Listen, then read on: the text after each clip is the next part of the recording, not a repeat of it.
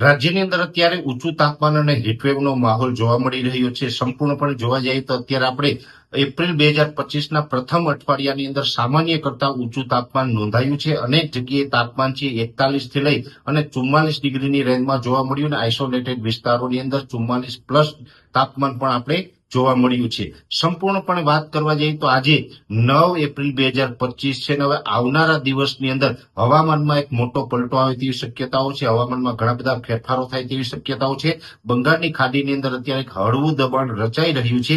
એ સાથે ઉત્તર ભારતના ભાગો ઉપર સાયક્લોનિક સર્ક્યુલેશન બની રહ્યું છે. આ બંને પરિબળોને કારણે ગુજરાતના તાપમાનની અંદર ઘટાડો થાય તેવી સંભાવનાઓ છે. આવતીકાલે 10 એપ્રિલે 2 થી 3 ડિગ્રી તાપમાન નીચું આવે તેવી શક્યતાઓ છે અને 11 એપ્રિલ 2025 થી લઈને 15 એપ્રિલ 2025 નો સમય હશે.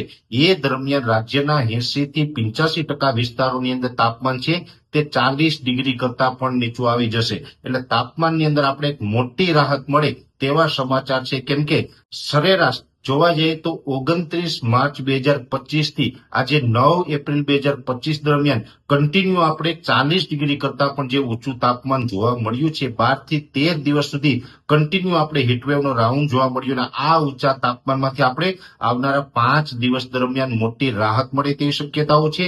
મોટા ભાગના વિસ્તારોની અંદર તાપમાન છે એ 36 થી લઈને 39 ડિગ્રીની રેન્જમાં જોવા મળશે. એટલે લગભગ 80 થી 85% ગુજરાતના વિસ્તારોની અંદર તાપમાનમાં મોટી રાહત મળશે. આઇસોલેટેડ વિસ્તારો હશે એટલે કે 2, 5 કે 10% વિસ્તારો એવા હશે કે ત્યાં 40 ડિગ્રી આસપાસ તાપમાન જળવાઈ રહે. બાકી મોટા ભાગના વિસ્તારોની અંદર 40ની અંદર તાપમાન આવી જશે. એટલે તાપમાનમાં મોટી રાહત મળશે. ઉત્તર ભારતનું જે સાયક્લોનિક સર્ક્યુલેશન અને બંગાળની ખાડીની અસ્થિરતા છે એના ભાગરૂપે ગુજરાતની અંદર પવનની ઝડપમાં પણ વધારો થશે. અત્યારે સામાન્ય રીતે જોવા જઈએ તો પવનની ઝડપ છે એ નોર્મલ કરતા 3 પોઈન્ટ વધારે ચાલી રહી છે. અત્યારે એવરેજ 14 થી લઈ અને 16 કિલોમીટર પ્રતિ કલાકની ઝડપે અલગ અલગ વિસ્તારોની અંદર પવન ફૂંકાઈ રહ્યા છે.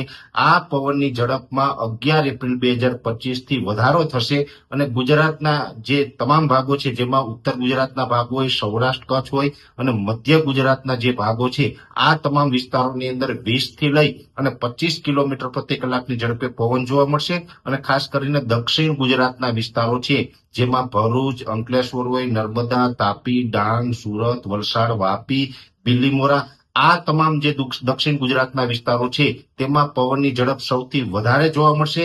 દક્ષિણ ગુજરાતના વિસ્તારોની અંદર આવનારા દિવસમાં પવનની ઝડપ 35 થી લઈ અને 45 કિલોમીટર પ્રતિ કલાકની ઝડપ જોવા મળે તેવી શક્યતાઓ છે.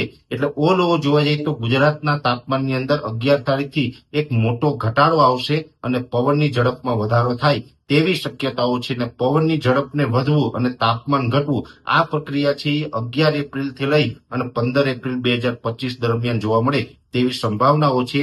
15 એપ્રિલથી ફરીથી પાછું ધીમે ધીમે આપણું તાપમાન છે તે ઊંચું જશે અને હીટવેવનો એક નવો રાઉન્ડ છે એ 15 એપ્રિલ 2025 થી ચાલુ થાય તેવી પણ શક્યતાઓ હાલ દેખાઈ રહી છે.